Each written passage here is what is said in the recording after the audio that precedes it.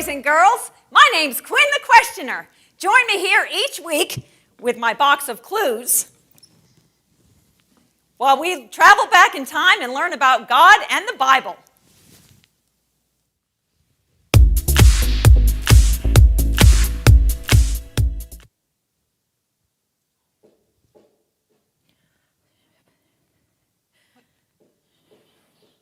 Oh, what? You look upset. Let me look in here for a clue. Praying an awful lot. It says, oh no, Daniel, it's a decree. It says you're not allowed to pray to your God.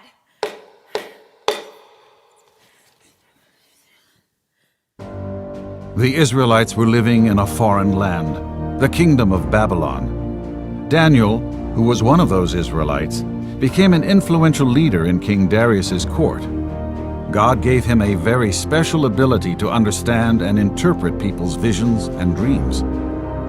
All over the court, people respected this wise, kind, and godly man.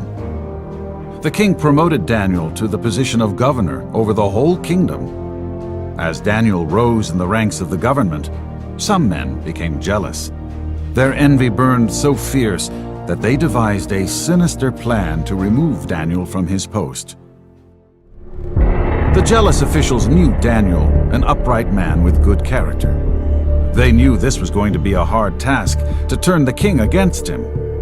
At last, they came up with a plan.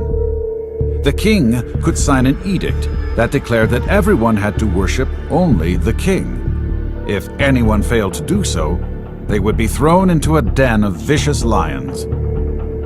Darius liked the idea, but he had no idea what these sneaky men were up to, so he quickly signed the new law.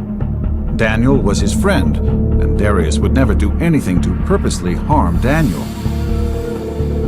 Now the law was set in place, and no one could change it.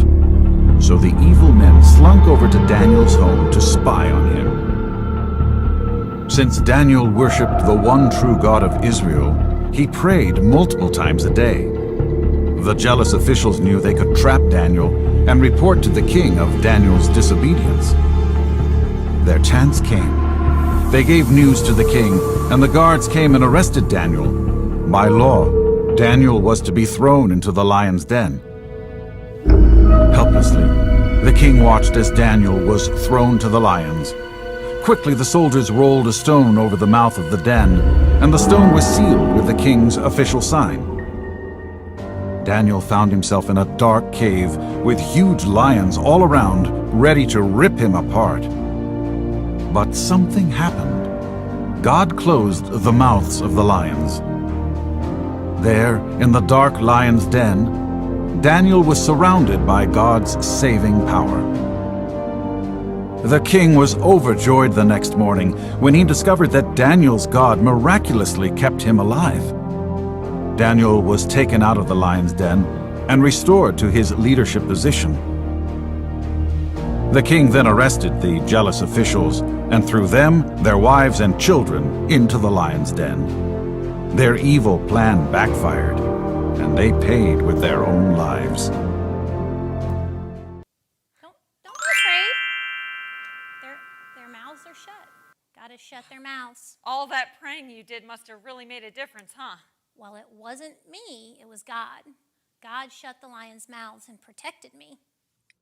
That was a great lesson, boys and girls, and I was so excited to see how Daniel trusted in God to help him in the lion's den. Now, in the beginning of the story, where was Daniel? Daniel was praying in his room. And so for our activity today, we want you all to go to your rooms, get on your knees, and pray, just like Daniel did, and ask God for help with your family to make everyone in your family happy this holiday season as we prepare for Jesus. Or you can pray for your teachers or pray for something at school.